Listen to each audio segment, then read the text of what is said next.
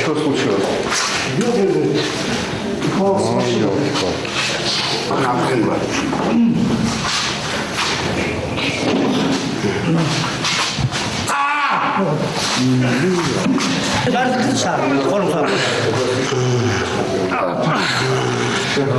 Вот это место. А вот здесь Вот так позже. Я Нинахов Александр Григорьевич, врач-рентгенолог Тюбской райбольницы. В этом аппарате работаю уже с 1978 года. Вот представьте, что это такое. Вот. Он уже и качество не то, и уже давно и физически, и морально устарел. Все. Ну вот нету, как говорится, у нас оборудования, финансы мало дают. Нету, ничего нет. Сюда вот гипс не Тут это гипс надо самое, чуть-чуть надо поправить, потому что он... Здесь вывих идет от головки, да? Или шейки, да? Это через вертельная шейка, вот да. через вертельный, и ушел в медиальную сторону. В прошлом году, в этом году уехало 7 или 8 врачей, только с нашей больницы. Вот. У нас сейчас окулиста нету, хирурга нету, наркотизатора нету. Вот. Очень много уезжают, потому что заработная плата очень маленькая.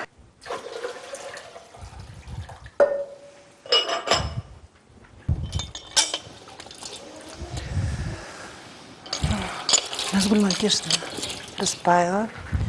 Здесь я работаю в данной больнице с 1987 года, 85 года. Как закончила, так с тех пор и работаю тут в одном месте, как говорится.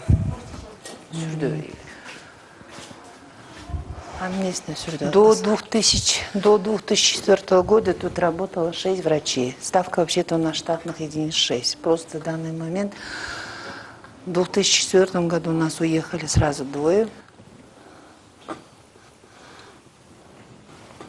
Мамочка, Кара, кель.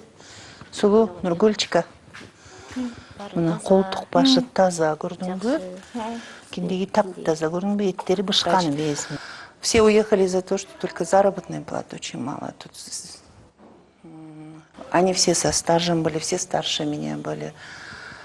Потом, как раз это в 2006 году, в ноябре месяце, у нас по трагическим обстоятельствам погибла неонатолог. И с тех пор у меня нет тоже неонатолога тоже.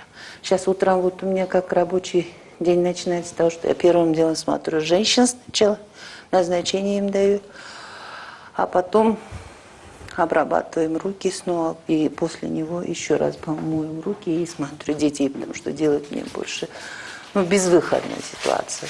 Мне в Пермь приглашали в город саму, у меня муж строитель, и вот они даже обещали предоставить жилье полностью, 100%. Потом в этом Екатеринбурге, там была районная больница тоже.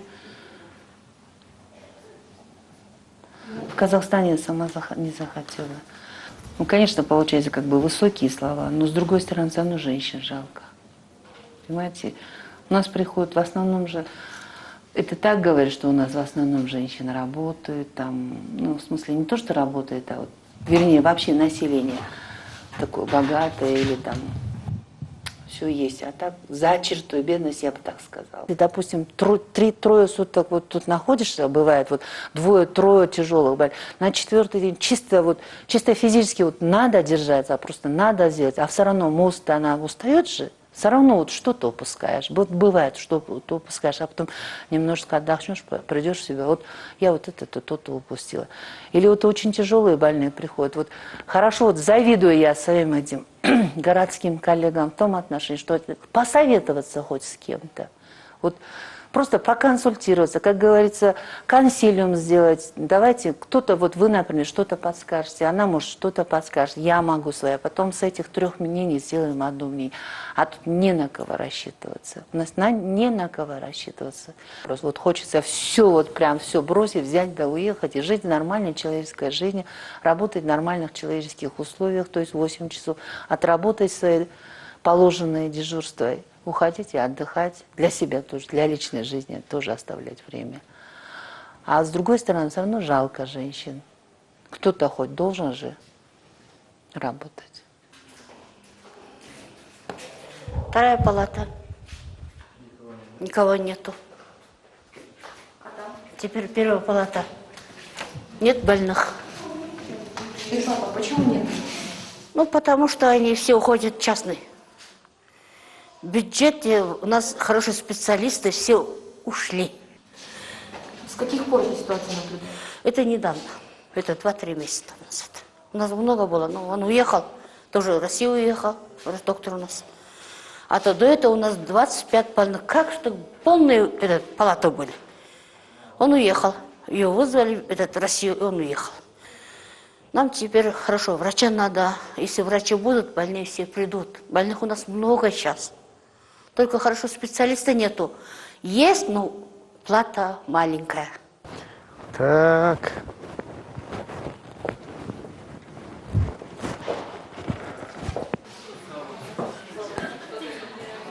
Фамилия моя Алмабеков Хуаншбек Касмалиевич. Я являюсь директором Тюбской территориальной больницы. Работаю в этой больнице с 1993 года. Ну, больница тогда была на 385 коек. После реформы сейчас она стала функционировать с 2001 года на 105 коек. В главном корпусе, это двухэтажном корпусе вода есть, да? Как вечером останет, так и нету ее, да? Ну вот они не могут сделать, найти воду не могут, поэтому проблемы будут. Теперь, значит, по поводу электричества, света.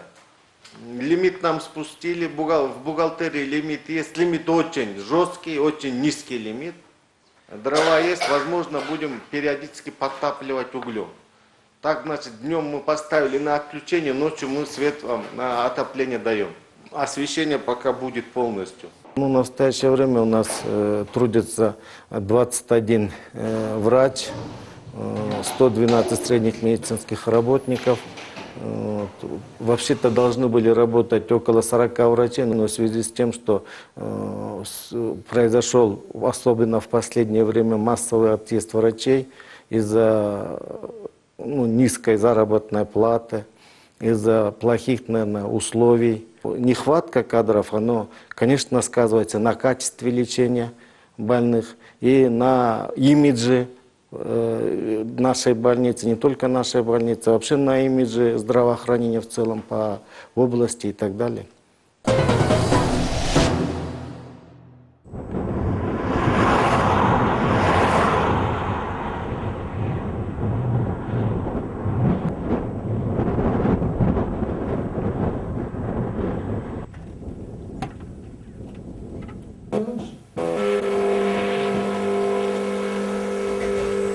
В 2006 году мы приехали 5 человек, 13 сентября.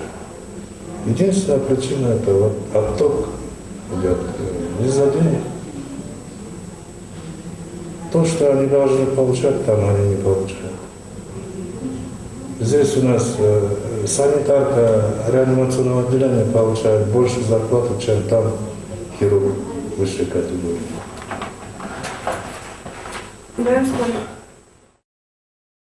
Так, у данного больного проблемы с сердцем, гипертония. В общем, он нуждается в госпитализации, терапевтическое отделение. Меня кетермесинг, кажется. Все, да.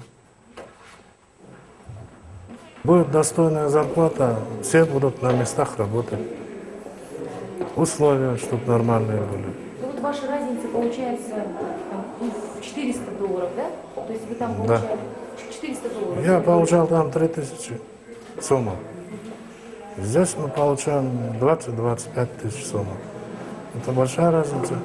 И условия работы здесь просто очень хорошая аппаратура диагностическая. В отделении реанимации у нас вся аппаратура японская, нидерландская. Интересная работа. И то, что в наших силах, мы себя оставляем. А то, что там в сложных ситуациях, мы первую помощь оказываем и в областную больницу. Ради бога, вы же специалист, вы помогаете. Но это не скажете нам? Во-первых, и травма для больного. Это вот представьте, сейчас его пока туда отвезут, это 30 километров, пока он там пробует, это время, это он и боли, и прочее, страдания человека. Конечно, это для больного очень плохо. А тут бы, если бы на месте у нас условия были, конечно, сейчас бы вот ему наркоз дали бы, поправили все, что необходимое сделали бы. Человек бы лежал тут спокойно, уже отдыхал бы он, как говорится, до утра вот под наркозом был бы.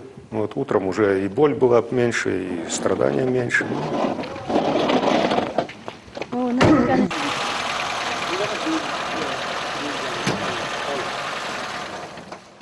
Доживаем, как говорится, старики последние, а потом уже кто останется, или больницу закроет, или не знаю, что будет.